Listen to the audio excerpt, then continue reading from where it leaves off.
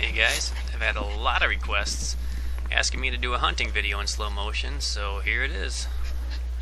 Out at the landowner's house, invited back. That's their little dog.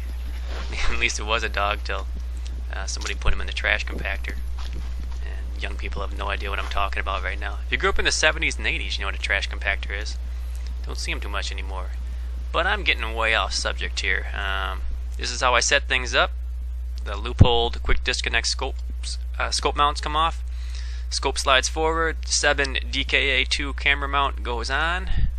You see a piece of PVC there on the ground. I use that as a spacer for the mount. It helps secure it more firmly onto the scope, as well as keeps the scope mount from torquing on the ocular piece, which of course would be horrible for the scope.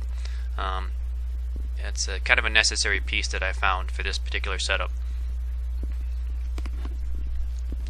We're going to hunt pigeons today, or rock doves. I don't need to tell my European hunters that these are food. Most Americans view them as pests, but they actually are quite delicious if you know how to prepare them, and I have a great recipe for pigeon pie passed down by my Polish grandmother to me. So let's go get some birds here.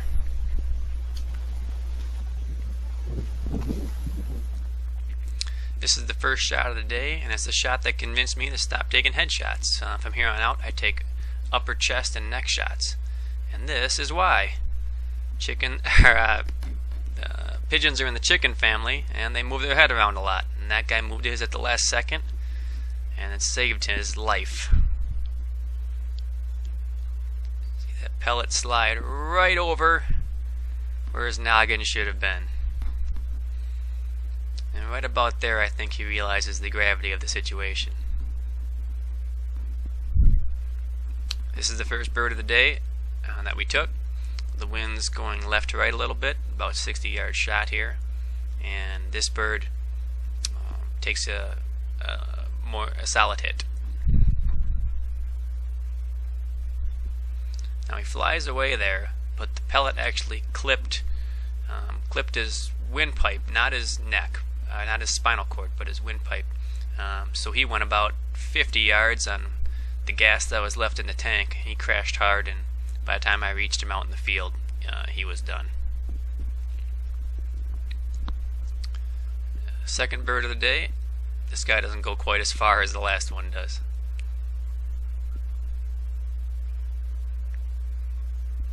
Takes a hard hit right in the neck. This one did cut his spine. And what's interesting here is, watch this, he takes a step to the left. It's a very subtle step, but had he not taken that, this pellet would not have impacted him in the kill zone.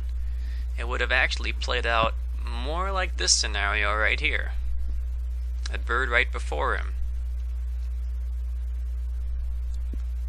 And that just plucked a few feathers off his neck, and this bird goes away no worse for wear. That's hunting. It's a game of millimeters. Sorry about the fuzzy crosshairs on this bird, but this is actually a really interesting scenario about to play out here. You'll see the shot go. The wind's picking up a little bit there. You can see his feathers blowing around. And you watch the shot right here. It looks like it barely clipped his shoulder, but he went down like a ton of bricks. Now this is why. The shot enters the upper left shoulder, and as you can see, it exits out his back. Now why this is so significant is because if we look at pigeon anatomy here, their spinal cord twists upward against their back along with all their vital organs.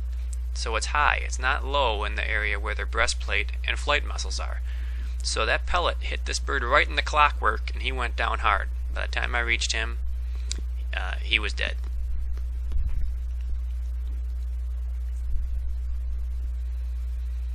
This is more the profile I like to see when I'm hunting. I don't like the side as much. This front profile offers a better kill zone on the bird.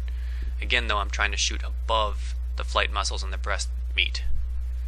Pellet impacts this bird pretty much right where I wanted, and he died almost instantly. Actually, she died. It's a female bird. Her boyfriend's there behind him. He gets away this day.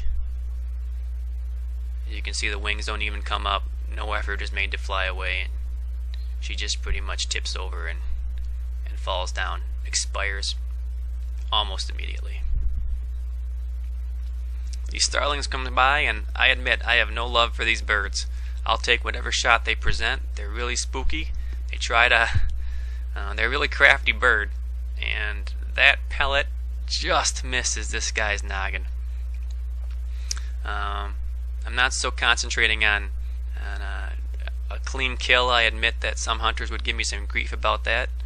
As we watch this bird duck this pellet, darn starlings. I'll take them down any way I can. They're not welcome in our area. They do a really bad number on the songbirds that we would like to have stay in the area. And when you see one fly, the other one's usually going to fly almost immediately, so I rush this shot right here. And give him a good story to tell, but this bird doesn't come down. If you watch this, you see how lucky he is. The pellet almost clips his flight feathers, but in fact hits the twig that he's standing on, which deflects the pellet just down enough to just take a few feathers out the center of his wing. Had he lost his flight feathers, he would have came down instantly, and I would have finished him off. And you can see right here that just those center feathers were taken away. Lucky bird. And that's it for this video, guys. We got 10 birds in all, 10 pigeons. They all went in the pie. You get to see 3 or 4 of them. Thanks for watching.